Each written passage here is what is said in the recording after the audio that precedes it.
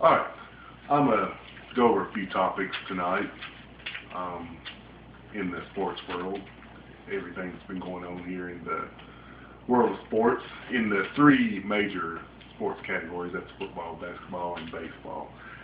We'll start it off, obviously, with the final day of the regular season in baseball yesterday. It was probably the biggest and most exciting final day that we've had in MLB history. As a matter of fact, it was the best day we've had in MLB history with 4 games going on, all with playoff implications. And first we'll start off with the Sox collapse. And who's to blame? A lot of variables and a lot of people that we can blame for the Sox collapse. Is it the team getting old? Old veterans from the 2004 team that defied the odds and beat the Yankees, coming back from a 3-0 deficit? Or some of the new people, like John Lackey, whom I despise,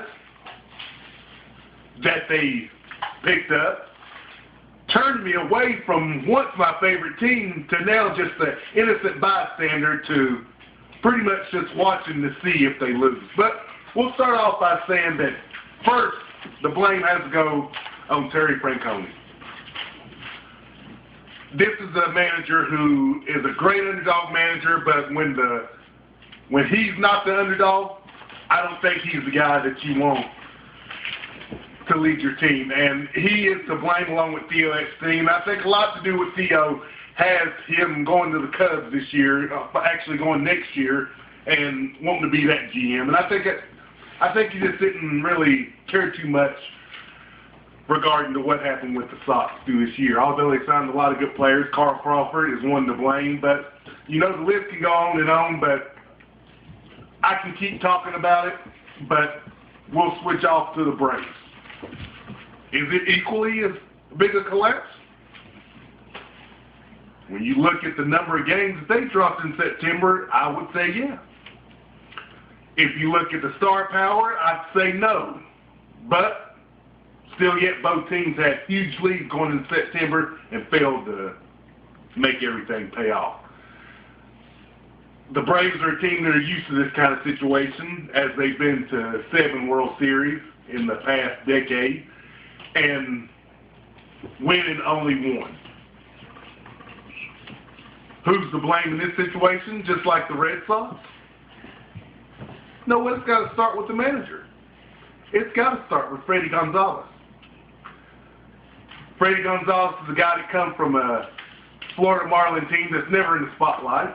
And he gets in Atlanta where, you know, the stakes are high. And as you've seen, they crumpled down the stretch.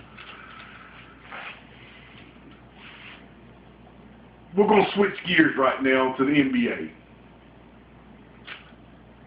Is the NBA doomed? Well, it's not looking good. A lockout with the NBA. First of all, these guys are not perceived good at all. I mean, these guys, the NBA is a 95% black populated sport. And when you deal with a situation like this with owners and players being greedy regarding the money, you're going to run into a situation where people probably are happy that they might not play. And we'll start off with Kobe. When we heard reports, Kobe to go over Italy to play overseas if a lockout comes. $2.5 million to play 10 games? Over 40 nights? 10 games? Even if the NBA locked out, I'd go to Italy for $2.5 million. Is this the end of the NBA with a lockout? I honestly don't see them playing this year. I really don't. They're light years apart between owners and players, and a deal doesn't look like it's anywhere in the horizon.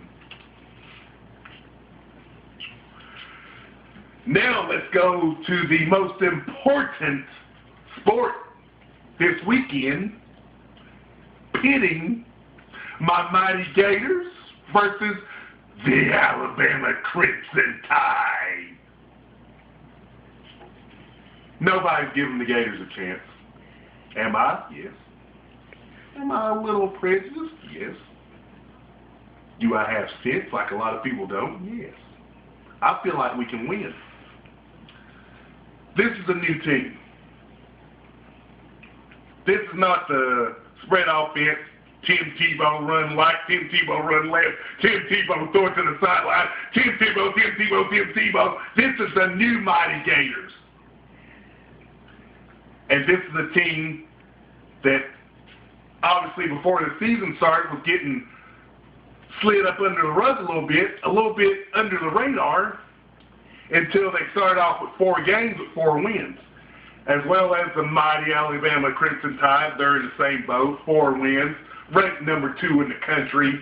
Everybody's Madonna picked to go to the national championship game. I got flies buzzing around my head. That's what happens in the late summer here in the South. But my prediction for the game, is this biased? Yeah. Is this going from a guy that really loves the Mighty Gators? Yes. But is this a smart, knowledgeable pick? Yes. My prediction, I'll give you the score on Friday, which is tomorrow. Another game, another huge stakes game in the mighty Commonwealth state of Virginia pits the Clemson Tigers against the Virginia Tech.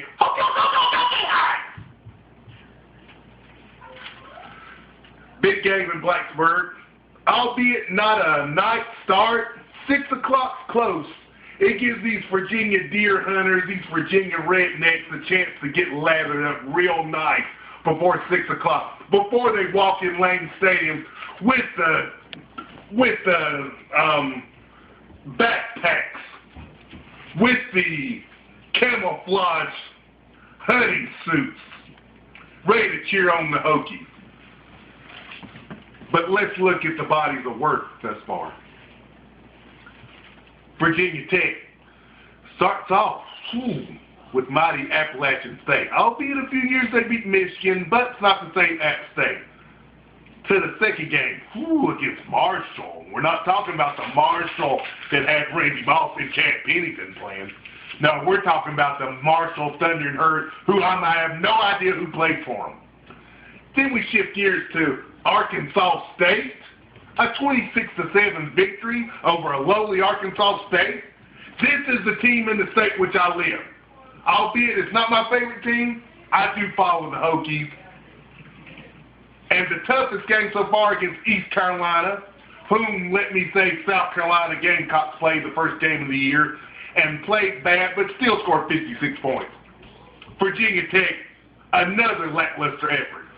And then we'll switch to Clemson, who has played a champion in each team they played. As they start off with Troy, who's the Sun Belt champion. Is that saying much to you people who don't know much? No. Is it saying much to me? No. What's the Sun Belt?